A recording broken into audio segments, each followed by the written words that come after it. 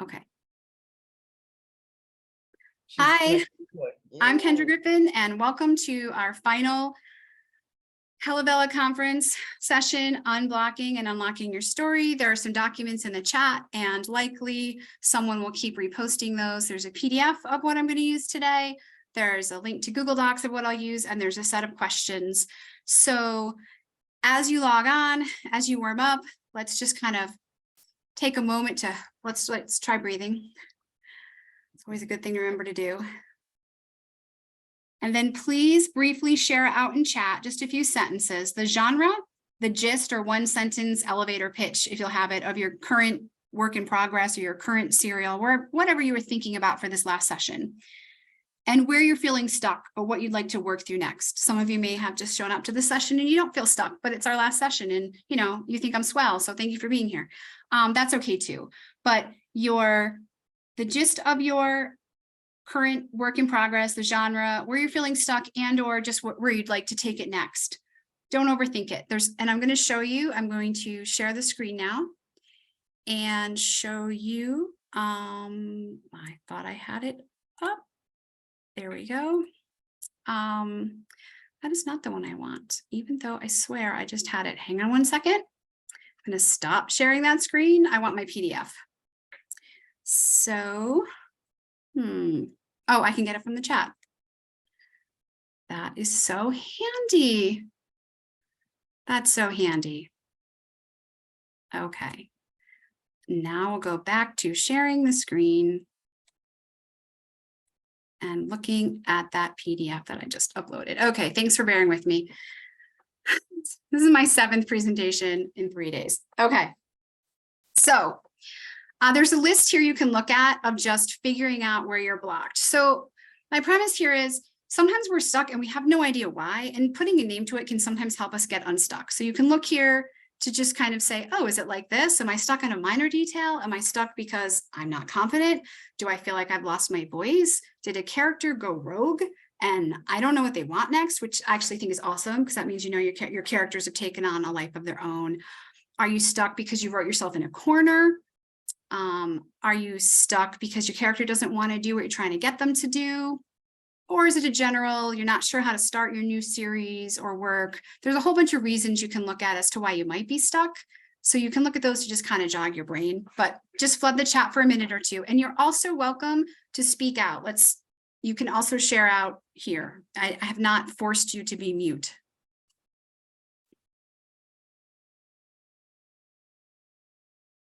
Does anyone have a block?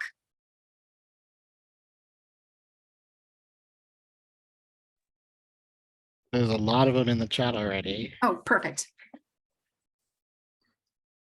We have time. I saw time a couple of times.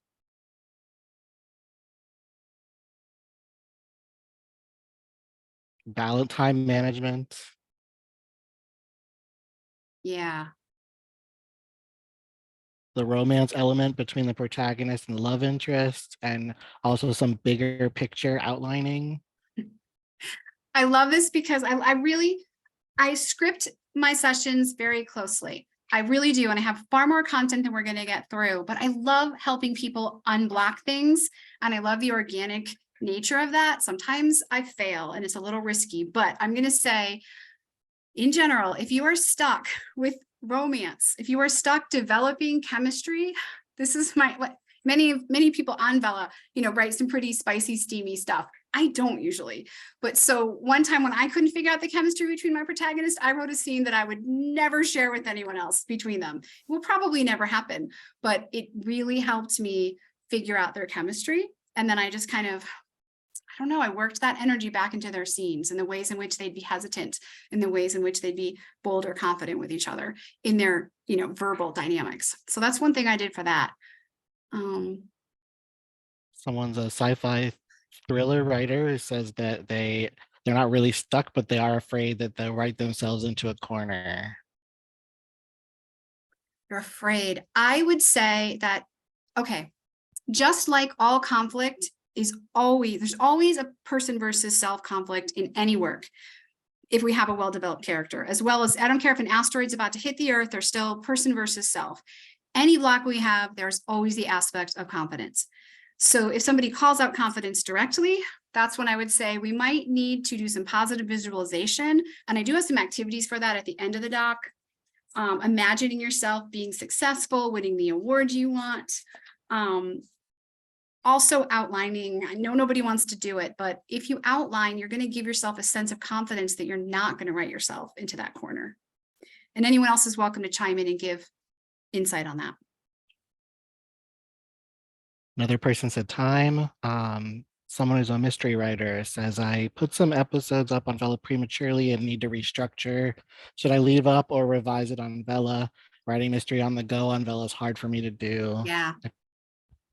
I don't know how I could write a mystery on the go on Vela, but I don't know the mystery formula that well. If anyone has advice for that specifically, how to do, I think it would be the hardest genre, actually. Even harder. Romance has a set formula, but I think they're going to get together, so you don't have to figure out who done it. Does anyone have advice for that?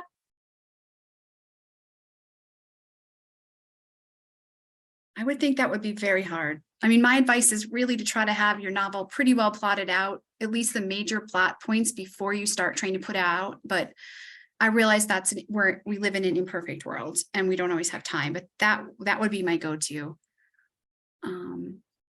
Some people are afraid that that they might not have planted the information they need. Like they're checking back all the time to make sure they didn't tell their readers something that would get people lost or confused, or they did tell somebody something. In my draft, I usually highlight major key plot points in one color so that if I change one, I know I need to go back and look at anything else I've highlighted green in the manuscript and make sure it still connects before I release or before I put that novel out. Key points like of world building or plot, I do that with, because I get really worried too that I'm going to forget something. So it takes away my fear that I have forgotten because I know I would have highlighted it in green when I did it. And I'm a semi-pantser, so I get that. Time, yeah. Okay, so thank you for sharing out, and we'll continue to do this as we go. I will stop every once in a while. So the first thing I want to do, I absolutely believe characterization. That's the most important thing we can develop. It will help get us through blocks because if we're not sure what happens next, we can figure out what do we need to accomplish in our character's arc. But there are so many other blocks to work on too. I also want to kind of get you out of your businessy, conferencey brain. So let's take a few minutes. And what I want you to do is think about a protagonist or a major character. It can be whoever you want to spend some time with today. And this is a really fun activity that will help you get to know your protagonist better. And it can sometimes get you out of a block. I tried this. So I used to think I'd never get stuck. I'm being honest. And that was so cocky. I didn't realize it. But I never had enough time to write. I wrote and wrote and wrote. It's my favorite thing to do. And I wrote 3 or 4 novels in a row that I didn't have trouble finishing in a way that felt pretty good. Although I hadn't read Save the Cat before, so I didn't really know the structure. And as I revise them now, I can see where they need some restructuring. But then I hit a novel where I could not figure out how to end it. And I knew that I was going in the wrong direction. I knew something felt off. 2 pieces of advice helped me. One is from Margaret Wise. It was, she writes with, I think, Tony Hickman. I'm not sure. I might be getting that wrong. It might be Hillerman. And one of my students in my creative writing club at college got an interview with her. It was wonderful. And she gave really good advice. And she said, nobody wants to do it. But when you feel stuck, the best thing to do is go back to the last place where you felt unstuck and you liked what you were doing and unravel everything else and start again from there. Nobody wants to do it, but if you've been blocked for long enough, you'll get desperate enough and you'll try it, and it often works. Don't panic. You might still pull in some of the other pieces you wrote. Making this work takes faith. You have to have faith that if you wrote some great lines or some great scenes that are past your blockage, you can save those. They will mulch, they will come back in your writing, they will come back to you again, or you can even literally save them somewhere for maybe to draw from next time you're stuck. But going back to where you were stuck can really help. I didn't want to do it, but then I did this activity coming up and I asked my protagonist and I was like, oh man, yep, I've got to go back. I see where that why is. I was trying to go in this direction. Okay. There's two parts to how I got unstuck, and I will continue to share that journey with you. But the other thing I did is I asked my protagonist directly, what's not working? We're going to start this activity, but we're going to start it with a softball. So picture your protagonist, a major character, and this is about building their characterization too, so you can imagine what they look like. And now, even if they are living through an apocalypse, which mine was, they must have a place that they would go to relax outside of that plot conflict. So where would they sit? Where would their favorite relaxation place be? What would their chair look like? What would be their drink of choice? Take just a minute or two to think those things through and jot them down if you've never thought of them before, so you don't forget. Where would they sit? Where would they hang out? What would that room look like? What would they be drinking?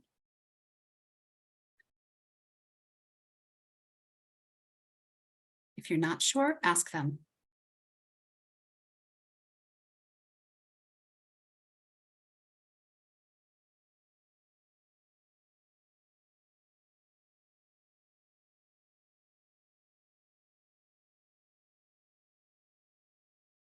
Good. So picture them in their favorite place with their favorite drink, and they are inviting you in. You get to chat with them. So I think it's wise if you sit in a similar chair with their drink so that you're really in their head, but that's your call. You're going to sit with them and quote unquote, have a cup of coffee around the fireplace, and ask them some questions. And you can type these as notes if you want, whatever you wish. You can close your eyes and visualize. But the first thing I want you to ask them is, what does your protagonist or character love about their story? The story you're writing them in, but it's their story even more than yours at this point. What do they love about it?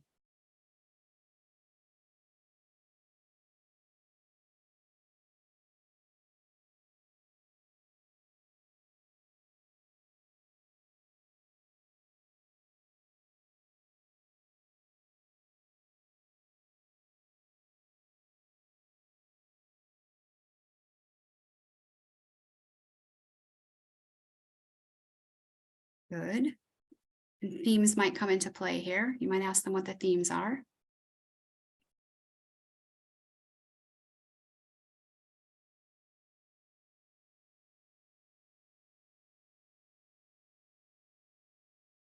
Now, what does your character see as their own biggest flaw? What do they want to overcome? It could be more than one thing. What do they see as their flaws, and what do they want to overcome? Not just the major plot, but in general in their life.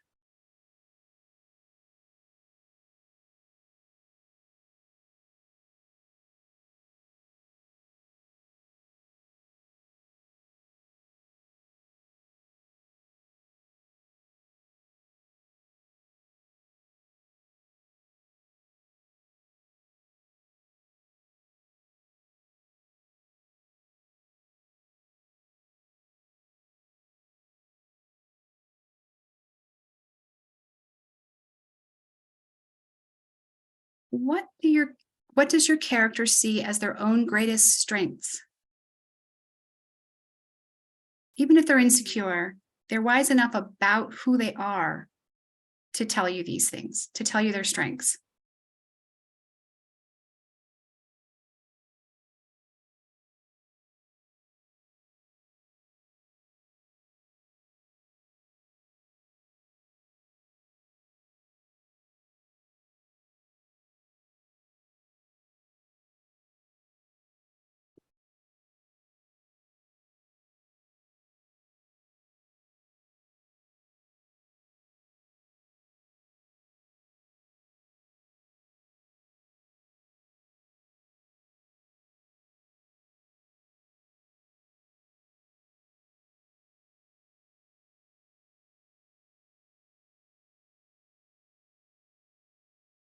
This one is particularly interesting and was helpful to me, but how does your protagonist want the story, whether or not you've written it, the first draft, how do they want the story to end?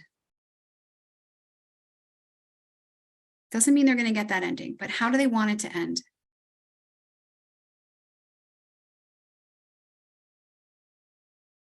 and why?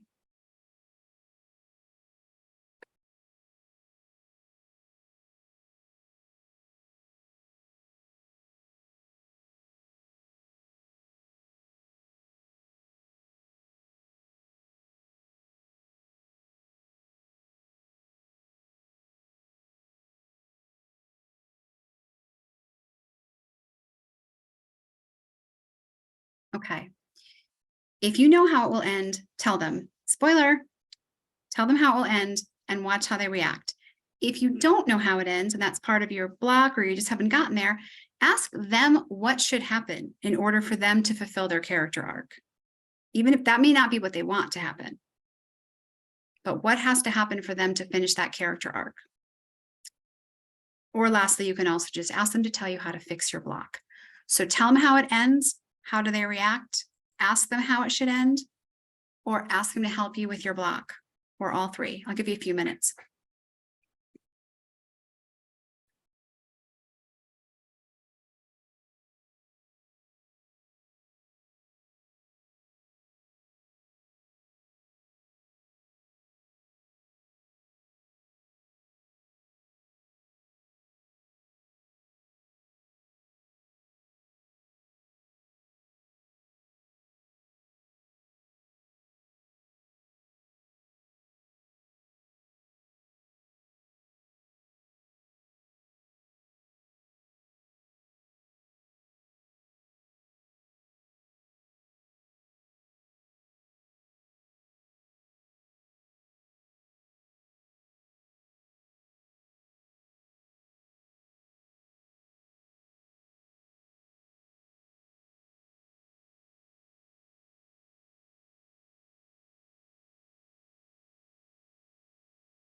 Mhm.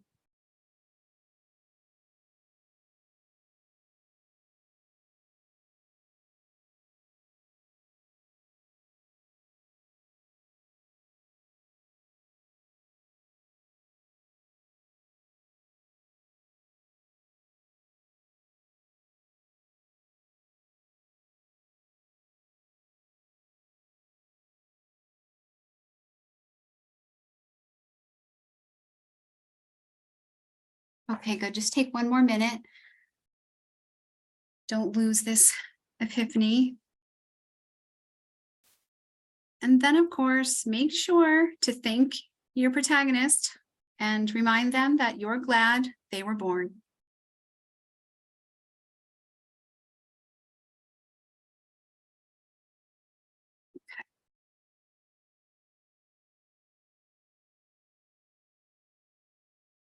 I'm going to stop the share for a second.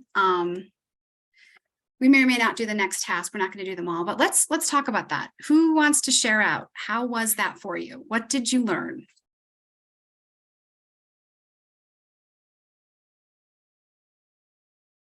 You can put it in chat or feel free to unmute yourself. I actually learned that my characters in my head are actually mad that they're stuck. I mean, I envision just sitting down and talking with the main character of uh, one of my uh, romance novels there, and he said, and just in the conversation, he was just like, you gave me a tragic backstory and you gave me a glimmer of something better, and here I am, hurry up and wait. That's how I feel. So so that's kind of that was kind of what he was telling me in my head. I like that. Does your character feel frustrated because they want to grow in some way and they think you're holding them back? A little bit. Okay. I mean, I don't know anything about the plot and story arc of your story, but wherever there's tension is usually the answer. So they may be ready to shift. So it may be that you need to think about a story beat where something shifts, where either they start doing something better, which may still go wrong by the all is lost moment, or they start doing something worse, which will then probably switch and they'll finally have the realization during the all is lost moment. But it sounds like they're anxious to get out of the container you put them in. Yeah. There's energy there, so there's a lot of hope for me. Anyone else? I learned that there's a key emotional moment that I missed writing that I need to go back and add in before it goes to publish on Vella. Very nice. I am happy to hear that. We also have several in the chat. Yep. It's fun, even if my character is singularly uncooperative, says Deanna Briggs. Kim Richards says, I learned that Vivian is in Finding Avalon wants to be portrayed as braver and less awkward in social situations. Okay. Perfect. Thank you. I just want to stop there for a second. Is that a realistic arc for them? Is that kind of what they need to overcome, or do they almost feel like that you've misportrayed them? Is it, or tell me a little more about that, Kim, if you will.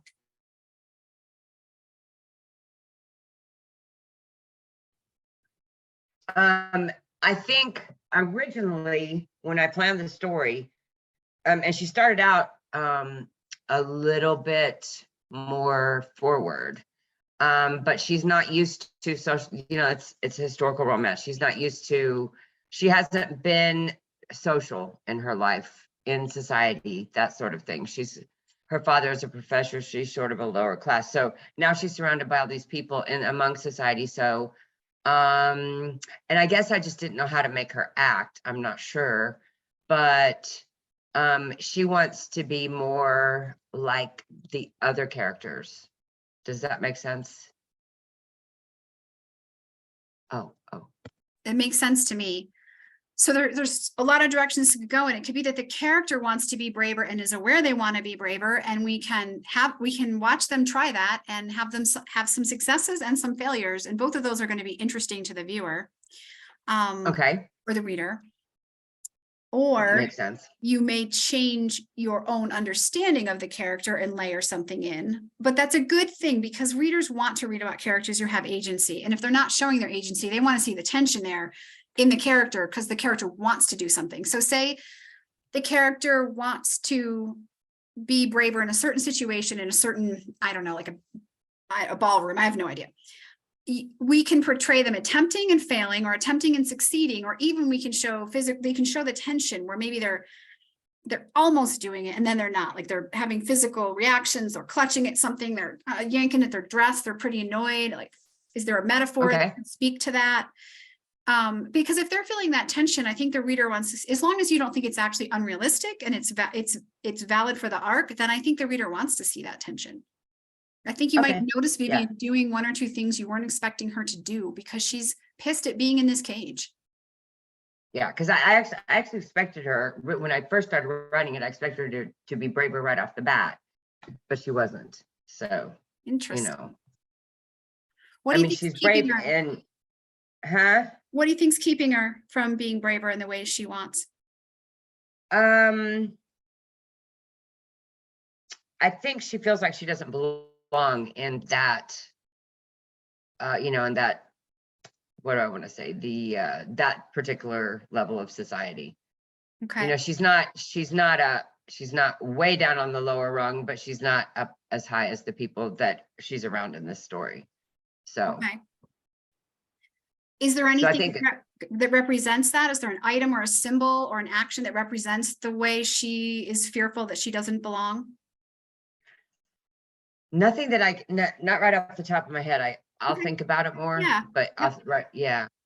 Yep. If you can think of something to have her interact with that can kind of show her she feels like she doesn't belong, she can either accept it or fight against it in that moment. And that might be interesting. Even if you don't keep the scene, I think it'll be interesting to see what she does, but you might keep the scene. Okay. Thank you. Oh, you're welcome. I'm talking too much. So who else has one? And there's still more stuff. No, you're not. You're fine.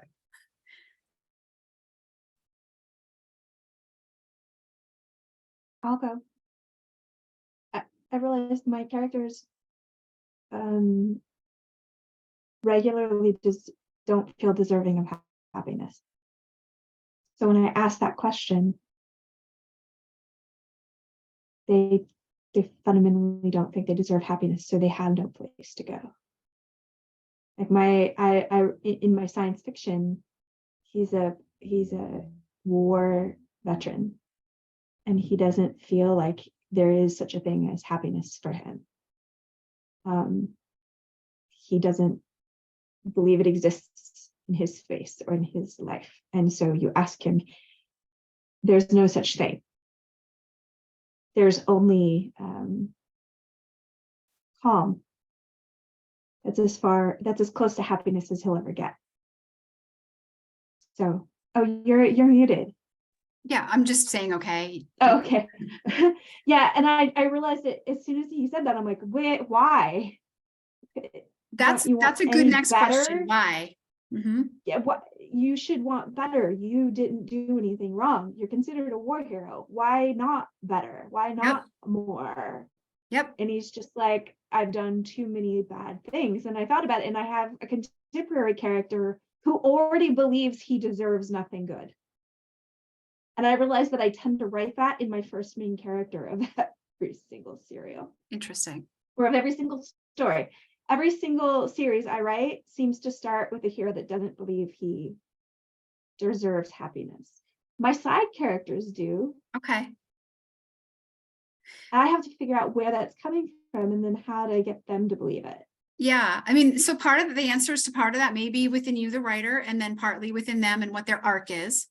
And then the plot may lead them to something good or not. I don't know yet, but in all my characters, they're going to get there. It's just, I think that's part of the problem where I'm looking at it going, how do I write this properly so you see the payoff as beautifully as I want you to?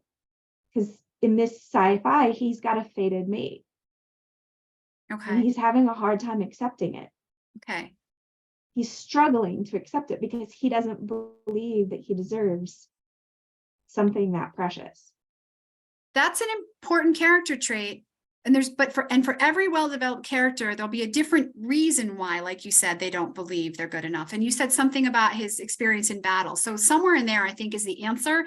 They're going to have to come to terms with something they've done in the past, with maybe some form of self-forgiveness, something that represents that. They'll grapple with something thematically similar in the novel, probably, that will help parallel that. So we've dug another layer down into the deeper delineation or articulation of their arc. We understand their arc is to some extent about self-worth, but now we need to go into what caused it to be shaken. Yeah. We need to get them spending some time there. Yeah. And that's going to be frightening for me. Because what I already know what happened. Like, I went into this knowing what happened. Okay. And it's really graphic and really nasty. Okay. And like, the way I've written this is it's supposed to be funny. The characters are funny in a dark universe. Sure. So the minute I take him there, it stops being funny. That makes sense. So it's going to be that exercise was really helpful. So thank you. Okay. You're welcome. I love doing this. It's adding a bunch of other questions. Yeah. Like, oh dear. Oh, thank you. Kendra, thank you. Oh, you're welcome. You did it. You and your characters did it. I just asked questions. Okay, good. Other people are saying wonderful things and asking all sorts of questions. Help me understand the gap between the frustration with my book ending, how my main character wanted to end. Yeah. So when I did this exercise, I was trying to finish this book, and it's a teen novel, and the girl's on the Appalachian Trail, and I was trying to figure out what her trail name was. And because when you hike on the AT, you eventually assign yourself or are assigned a trail name. It's part of the trail culture. So she was there with some thru hikers, and I knew that this had to happen realistically. And I thought it was a good idea for an identity. All teen novels are about identity to some extent. And I kept saying, what's your trail name? What is your trail name? I don't know what it is, but I know it's significant. I can't just give you some half-assed trail name. And she kept saying, I don't know. That's the problem. I don't know. I don't know how to choose that. And finally, I realized that it wasn't just that identity was a sub-theme. I was like, dang it. That is actually the major theme for her, for this character. She doesn't want to choose who to be. So far, she's let everyone else tell her, because she's had to be like this de facto parent for her younger brother or whatever. Parents weren't very functional. It helped me understand that she didn't have the strength yet to define her own character and her own name and purpose in life, she kept trying to defer to what everyone else wanted from her. And it was really, really pissing her off. And that helped me understand that. So when we get to the next section, I'll tell you how it helped me unlock the novel. So I don't know if we need to do the person who represents your target audience sitting and reading your book activity. It's pretty similar, but it can really help. If your block is confidence, that's a good one to do. Ask an imagined target audience, give them your character's favorite drink and favorite spot and ask them to tell you what they love about your novel and gently tell you where it might not be working and how they would recommend your book to their friends. So some of this positive visualization will help with that confidence too, but I'll let you do that on your own time.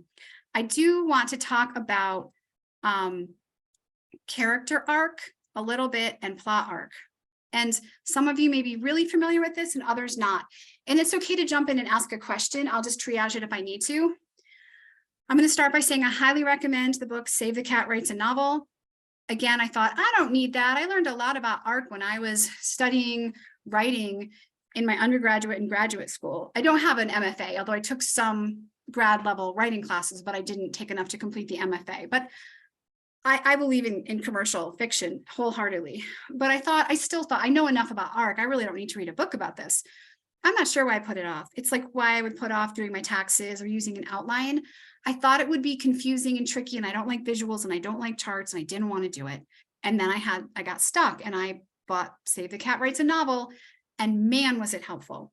And it's not that I'm trying to get you to use the exact formula all the time, but by examining how other people see the formula, and by revisiting essentially the hero's journey, I was able to just have a fresh perspective on why we love that journey and why that pattern resonates over and over and over. We want to deviate from it a little bit. We don't want our stories to be cookie cutter.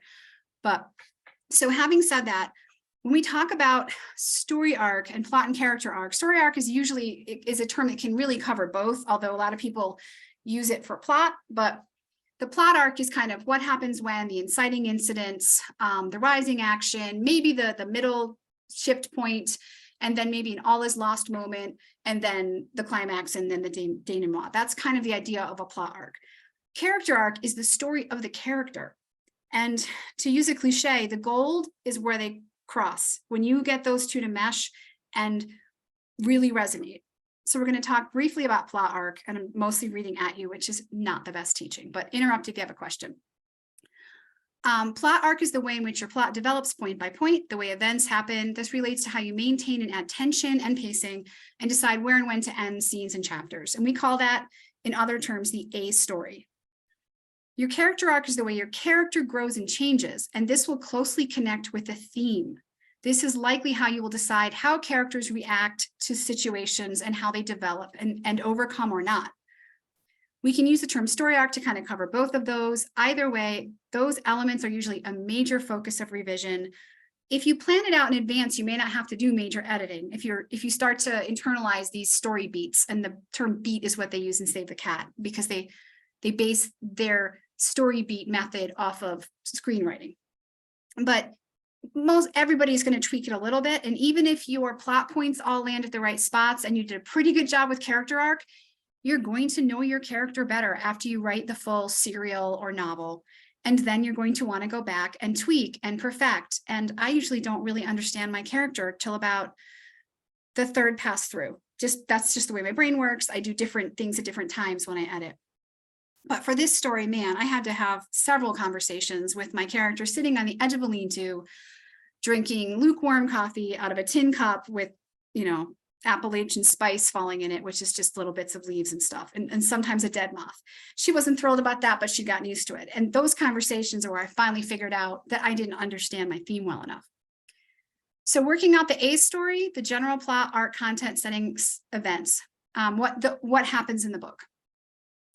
So we could do a masterclass on this for hours, and there's no way I can take you through that much of it.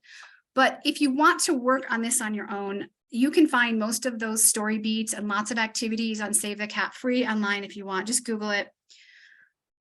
So basically, there's no exact number of rising complications, and I would argue that in a serial, again, I think we talked about this in Seriously Good Serials, but instead of it kind of going like this, it's probably going to go more like this because there's more smaller mini events to keep readers hooked in a serial. And we generally have shorter chapters than we would if we were writing the same thing in a novel.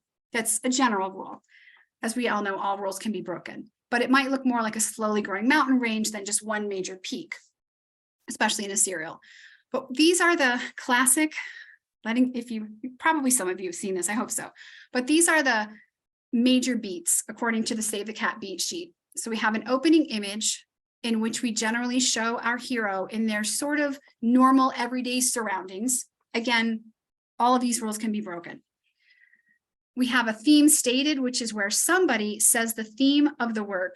Like you might remember Elizabeth Bennet at some point saying something about pride early on. Then we have a catalyst or major inciting incident that usually changes the world forever for our character. It's, that's when they find out the asteroid's going to hit, or that's when they learn that they're living in a magical world and they transition from an everyday setting into fantasy, or there's a major shift and their parents die and they have to go off on their own. Whatever that is, some people do it on the first page, and serials have faster pacing, and you might do that. But for the most part, that usually happens somewhere around the end of the first chapter or so to hold the reader's interest. Maybe the second chapter, but usually by 10% in. The break into 2 is a little bit more complicated. We may not get there completely, but that's the hero resists the call and then accepts the call. And then we sort of get into this news, like that could be the time when they're figuring out that tension. And then they're kind of all in. They have to do whatever it is they're going to do. They might resist aspects of it all along, but that's when they've set off on the journey and we're in a new part of the novel. We call this the fun and games because it might not be fun and games for them, but it's fun and games for the reader to see somebody in a new world. It's fun and games for my teen reader to watch my teenage girl have to navigate the Appalachian Trail while running from feral human cannibals. And drink coffee with dead bugs in it. She's not loving it, but although I try to make it funny, but that's the fun and games. And that section lasts a really long time. It's mostly the middle of the novel. So it's mostly that middle 2/3, but somewhere in there, there's a midpoint where usually something starts going worse or starts going better. And there's kind of a readjustment or shift to kind of rejuvenate the stakes because we still got some time before we get to usually the big bad, all is lost. Something's gone really wrong. And then we break. I never remember what the break into 3 is, so just bear with me.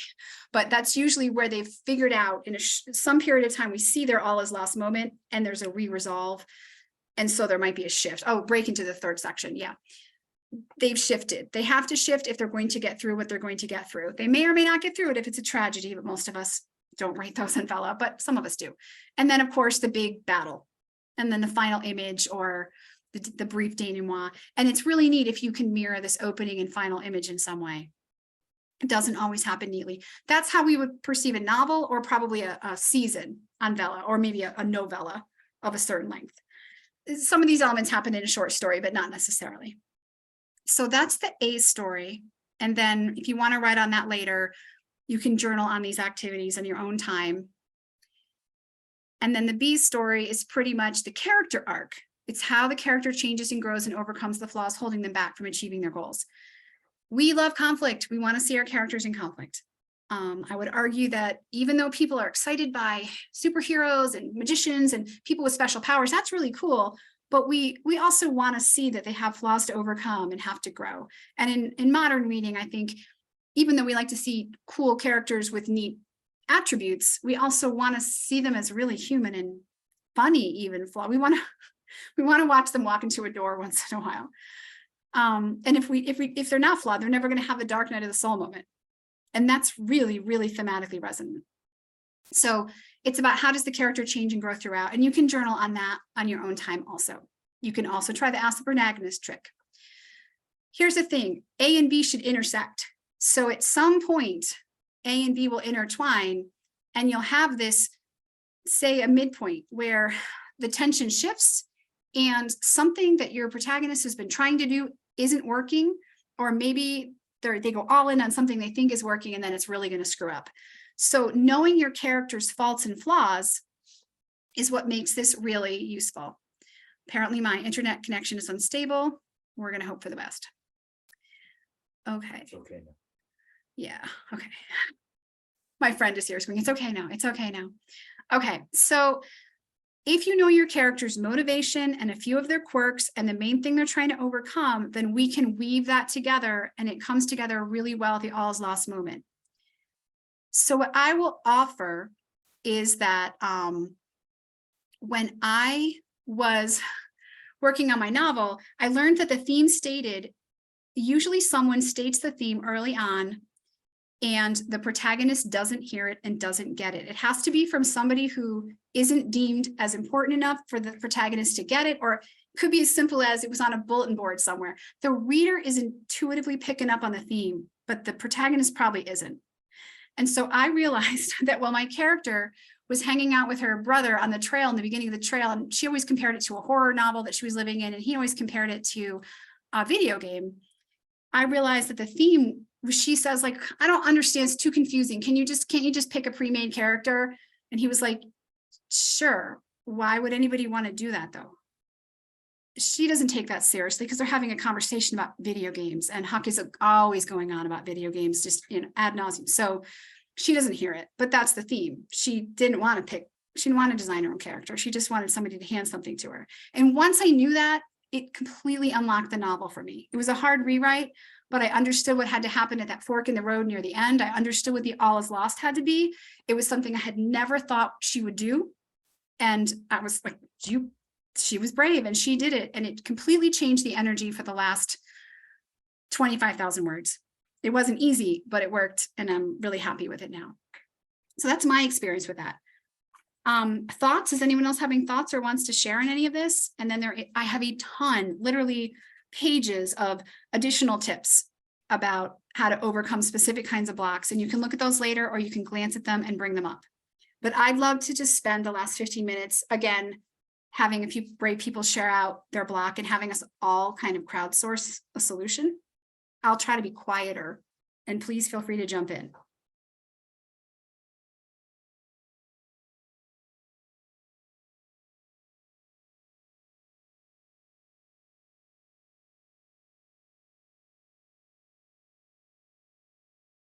Okay, I can try. It's always hard to, explain a story in a second, right? So I'm writing, call it book 2, it's season 2, whatever, of my Vela, which will ultimately also be published as a novel. It's a YA contemporary or urban fantasy series. And so in book 1, my protagonist has discovered her forbidden heritage, which is that she's half dragon shifter in a world where that's forbidden. They're exiled, they're enslaved, and she's in the mage world. So the mages are the ones who basically run the magical world. So she's discovered this, and so then she goes into book 2 with, she's learned to trust kind of her, it's not exactly her family of origin, but she's learned to trust more. But she goes in with this need to learn to trust herself in order to be able to do enough magic to stay at the magical academy. And ultimately, being able to do that magic is what is going to be able to enables her to protect the school. There's an evil warlock, so she's going to be able to save her friends and the school. She's a protector by nature, and that's a growing theme for her. But she has to learn to trust herself, like you said in YA. That's knowing yourself, trusting yourself. Those are pretty big themes. And so I've basically written the first draft of this second book, this 100,000 word second book, 110, I don't know. And where I get back to is where exactly to start it. Because I feel like that if I can get that solid, then everything else the edits will fall into place much better. And so when I sat down with her, having next to her uncle's forge, having a cup of hot chocolate, much more comfortable than with your girl. She basically said, show me not being able to protect, not being able to save something. But I'm just trying to figure out what that even would be. I don't know. Yeah, but I just haven't wrapped my head around it. Does that make sense? Yes, it all makes perfect sense. And I don't want to take over if anyone else wants to speak. But I'll say, yep, I think so. Not having faith in oneself is a very common, I mean, it's the trope of that genre. And that doesn't mean it's cliche. It's essential. You need to show some of that. But that's where I think we need to dig another layer down and ask, why do you not have faith in yourself? Where did that lack of trust come from? I would maybe sketch a little bit more about their backstory before these major events, like what happened in their life that kind of got them into a head where they don't feel they can trust themselves. And if you're not sure, that's okay, but I would free write on it for a while and continue to ask them and work on that backstory, because there's a deeper reason. And when we know what that is, then we can find some symbols or some elements of that to weave through the story. Does anyone else have a thought? Okay. So just real quick, and maybe this is a place to dig, her parents got married illegally, of course. And they fled when she was 8 and her brother was 4. And her dad was killed in the process, and he wasn't really killed, but she doesn't know that. But anyway, he was killed in the process, and her mom fled back to the dragon shifters who were exiled and never got in touch with her again. And so she had a lot of abandonment, trust kind of stuff going on, even though she was raised in a safe environment with her uncle. She was handed over to her uncle, she and her brother. But so Okay. She had a lot from that. This is all very logical. And so I'll just bear with me, because this is just my gut. My gut says. No, I appreciate it. Okay. In these stories where there's so much conflict, there's something like she's had this life. Most of the conflict is related to the conflict in the story, the plot elements. And that's enough there. That's enough trauma and enough reason why she would feel abandoned, because of the things her parents had to do and the way they dealt with their life and the things they were forced into. But there's another layer there somewhere, and she's angry or upset about something that, even if it is that society forced her family into all these situations, she's pissed off about something and we're not quite sure what it is. So there's something she's not letting go of. Maybe she's mad at a choice her mom or dad made, even though it wasn't their fault, even though they had sucky choices presented to them. But I think the real gold is when you can find a piece of backstory for your character that isn't that closely related to the plot and conflict. That's more about them as a person dealing with how confusing life is in a slightly larger way than sort of the genre or the situation that happened to them. So who knows what that is, but there's some reason why she's unable to admit to herself what she's mad about or troubled by, and that's causing her to not trust herself. That's what my gut thinks. Okay, I like it. I don't mean to tell you I'll what play to with do, that. how to write it. I don't feel any. Okay. I'm not having any defensiveness here. I just don't want to overspeak, because I want this all to come out from you, but sometimes I just get an intuitive hit and I just say it. And if it resonates, cool. And if not, that's cool too. Does anyone else have a thought? Or a plot block?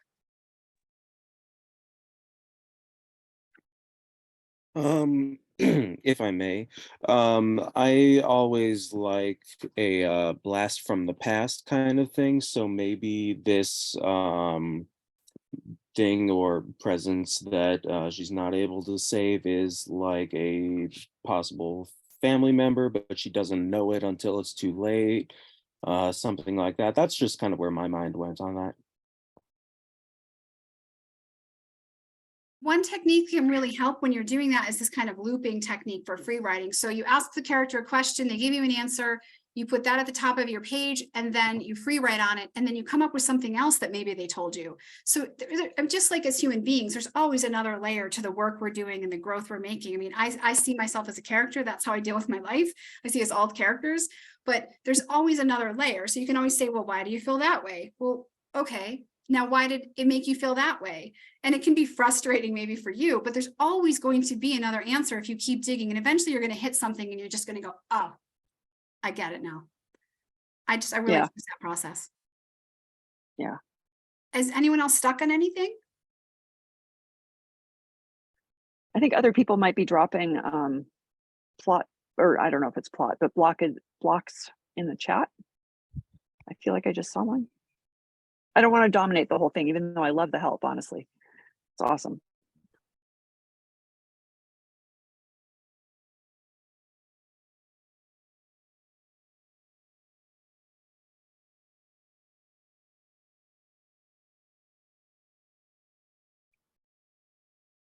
I'm struggling a little to break my full story into different seasons or books.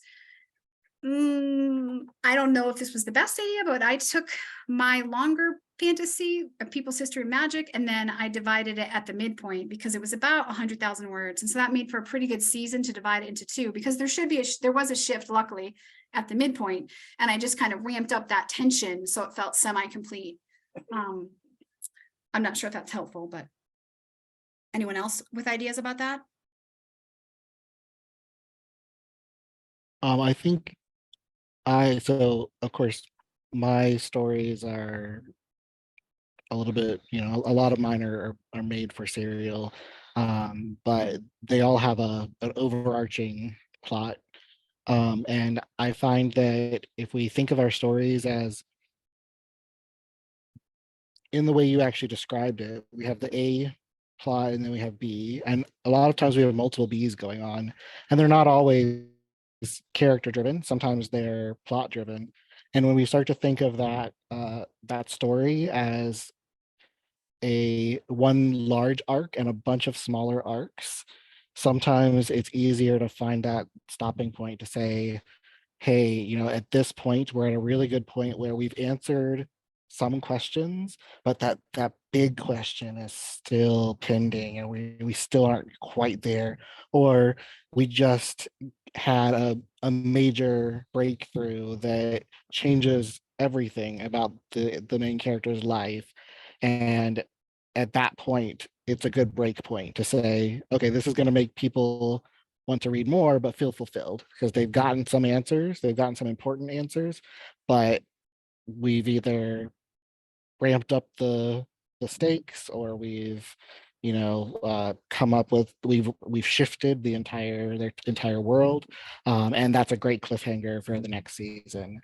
And thinking about the arcs and in that sort of way, I think can help to say, okay, this is a good break point, because you're not going to have a full resolution at the end of every season, unless you're doing something like I typically do with like Tales of Bavarian Youth, where they're literally made to be episodes, tales, but there's still one larger story, and I built it that way.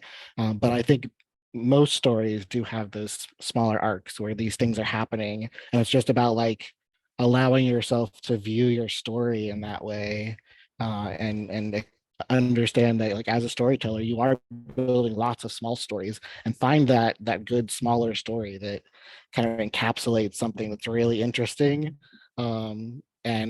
and compact, but also makes you really want to know what's going to happen next.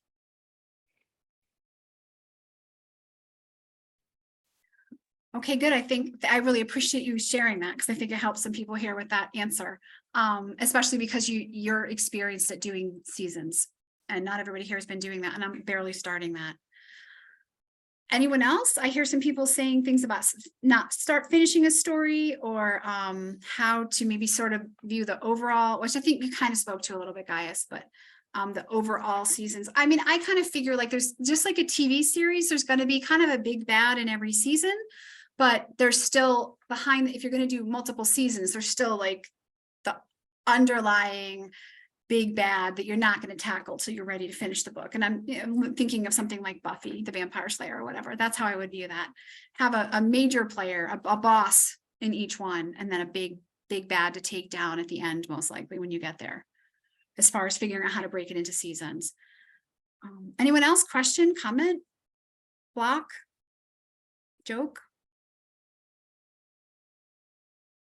Does anybody mind if I offer an option? I know everybody has talked about Scrivener, but Plotter allows you to follow the story arcs and track them in detail. Because for romance authors, everybody who reads romance knows this concept of, like, we're calling it like seasons, but in the book world, like, everybody knows you'll like have one couple in a book, but you'll have a series where multiple couples are interconnected, and you'll have big story arcs over the series, and you build it up, but you have your mini like focus on a couple in it. The thing is that in Plotter, you can put notes and tags inside of each like section. So you can tag every single like chapter and then have through lines that lets you know if you dropped it. Every single story arc, every single character arc, every single timeline. You can then look up every single chapter where you added a new person, added a new beginning, added a new place, added a new story arc. You can ended something, so you know you finished it. Like you can do all of that when you build it. So there are tools for everybody that allows you to keep track of it. So if you're scared of doing that, if you're the kind of person who's like, oh my God, how do I even begin that? I don't want to do that. That's too frightening. There are tools out there that are built just to do that. And it'll allow you to take those timelines and drag it into the next book